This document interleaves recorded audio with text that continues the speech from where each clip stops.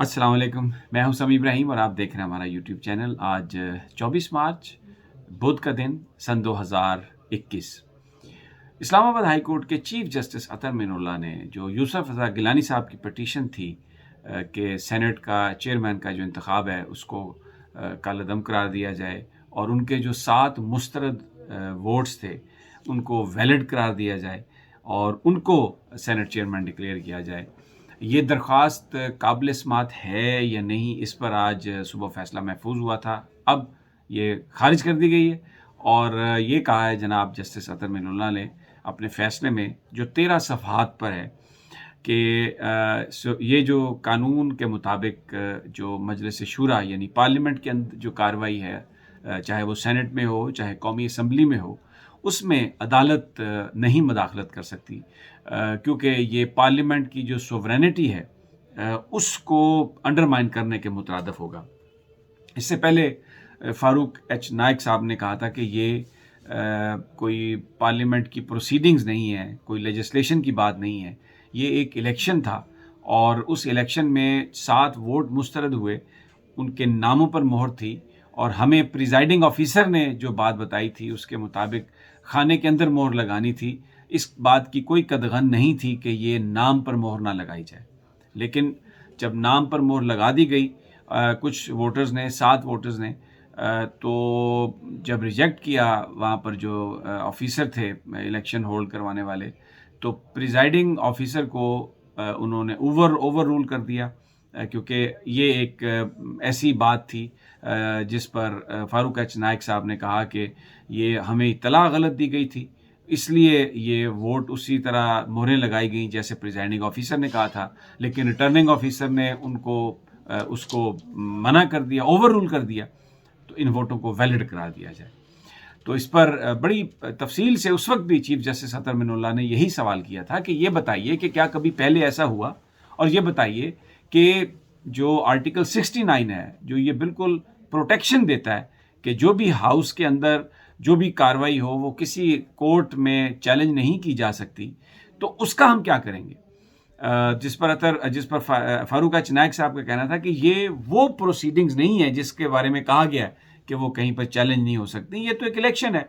फिर कोर्ट ने सवाल किया था कि जनाब क्या इलेक्शन कमीशन इसमें इन्वॉल्व था, जिस पर अतर मिनुल्लाह साहब को ये बताया गया फ़ारूक एच नाइक की जानिब से कि नहीं, इलेक्शन कमीशन इसका हिस्सा नहीं था।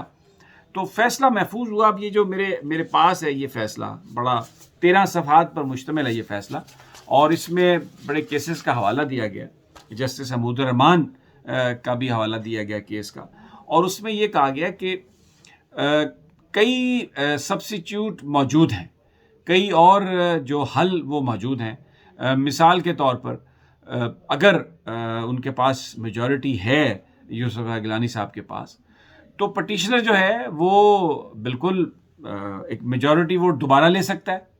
तो अगर उनके पास मेजॉरिटी है तो उनको दोबारा मिल जाएगी मेजॉरिटी और वो सेनेट के चेयरमैन इलेक्ट हो जाएंगे। और फिर इसके अलावा अगर जो सेनेट की कोई कमेटी होगी जो इस बात का फैसला करे, तो आप ये जो मुनासिब ये होगा कि पटिशनर अपनी इस कंप्लेंट को उसी फोरम पर वापस ले जाए, जो फोरम है सेनेट की कोई कमेटी हो, और अगर दूसरा अगर उनके पास अक्सरियत है तो एक लाफुल तरीका उनके पास है कि उसमें आप अदम एतमाद करें और हटा दें संजरानी साहब को और यूसुफ रज़ा गिलानी साहब बन जाएं चेयरमैन। लेकिन अगर आप ये कहें कि अदालत उन मुस्तरद वोटों को सही करार दे, तो ये पार्लिमान की जो कार्रवाई है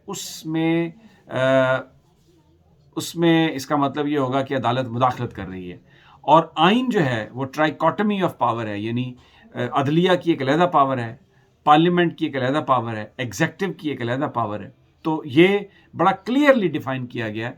तो अदालत जो है वो इसमें रेस्ट्रेन शो कर रही है। और ये मैंने अपने पिछले वीलॉग में भी आपको बताया था कि जस्टिस अतर मिनुल्लाह साहब जो हैं वो मुख्तलिफ केसेस में जो मुंतखब नुमाइंदों के हवाले से उनके ख़िलाफ़ हैं उनकी अदालतों में, तो वो ये कहते हैं कि ये पार्लिमान को ख़ुद इनका फ़ैसला करना चाहिए, और वो इंक्लाइन नहीं है इस बात पर कि जो पार्लियामेंट के मामलात हैं उनको वो अदालत में डिस्कस करें। हालांकि कई ऐसे मामलात हैं जिनमें मुख्तलिफ ओपिनियन भी है कि आपको जो लीगल मामलात हैं वो तो पार्लियामेंट हल नहीं कर सकती। जहाँ पे लीगल क्वेश्चन है उसकी इंटरप्रिटेशन तो अदालत का काम है। पार्लियामेंट का काम कानून को बनाना है। कोई काम कानून के मुताबिक हो रहा है या नहीं, वो काम पार्लियामेंट का नहीं है उसको तय करना। उसकी इंटरप्रिटेशन और उसका फैसला अदालतों में ही आना है। बहरहाल आज जो जस्टिस अतर मिनुल्लाह का ये फैसला है, उसने पाकिस्तान पीपल्स पार्टी और यूसुफ गिलानी की उम्मीदों पर पानी फेर दिया, यूं ब्रश फेर दिया है। उसके ऊपर दीवार के ऊपर जो नाम लिखा हुआ था ना, अब छुप गया उसमें यूसुफ गिलानी साहब का नाम। सुप्रीम कोर्ट अब फोरम है जिसमें वो इसको चैलेंज कर सकते हैं।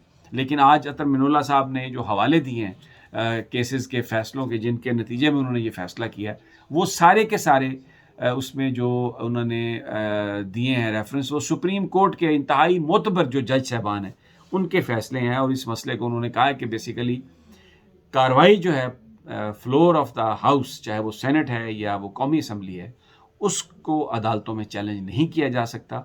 ये पार्लियामान का अपना मामला है, उसको पार्लियामान ही इसको निपटा सकती है, अदालतें इसमें इंटरवेन नहीं कर सकती। बड़ा एक इम्पॉर्टेंट डिसीजन जस्टिस अतर मिनुल्लाह का, और बड़ा उसने उम्मीदों पर पानी फेरा है पीपल्स पार्टी के। दूसरी जानिब एक और जो बड़ा इम्पॉर्टेंट है कि वो मरीम नवाज साहबा की अबूरी ज़मानत हो गई है 12 अप्रैल तक, हिफाजती ज़मानत जिसे कहते हैं, क्योंकि आज वो गई थी। लेकिन बहरहाल आज ही दरख्वास्त दायर हुई और आज ही दरख्वास्त को सुन लिया गया। नैब को नहीं बुलाया गया इसमें, और ज़मानत जो है वो फौरी तौर पर दे दी गई, हिफाजती ज़मानत मरीम साहबा को। बड़ा स्विफ्ट और बड़ा प्रॉम्प्ट है ये जस्टिस, और अच्छा फ़ैसला है।